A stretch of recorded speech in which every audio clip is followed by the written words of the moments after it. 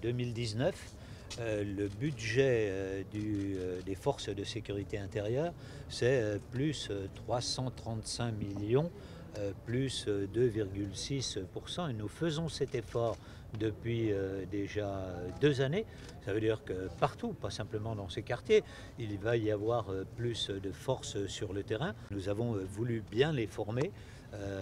Il y a eu une époque, au moment des attentats terroristes, où on formait des jeunes en 6 mois.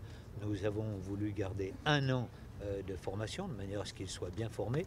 Et d'ailleurs, ces jeunes sont mêlés à des unités qui sont plus expérimentées, de manière évidemment à ce qu'on n'envoie pas dans les quartiers difficiles celles et ceux qui arrivent de l'école. Donc il y a souvent un mix qui est fait par les directeurs départementaux de sécurité publique. Et donc voilà, ils sont aujourd'hui au travail. On a appelé ces quartiers les quartiers de reconquête républicaine parce que l'on veut réinstaller la République dans ces quartiers qui, quelquefois, vous le savez, sont dominés par d'autres forces que les forces républicaines.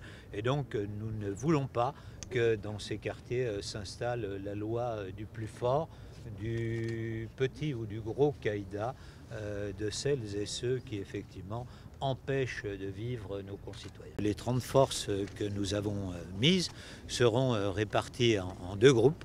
L'une pour traiter ce problème des stupéfiants et l'autre pour être sur la voie publique. Vous avez vu peut-être tout à l'heure un certain nombre de VTT pour être au contact de la population, parce que je crois que voir des policiers dans la rue, évidemment, ça rassure nos concitoyens qui, quelquefois, angoissent à l'idée, par exemple, le soir, de pouvoir prendre les transports en commun, tout simplement de rentrer chez eux.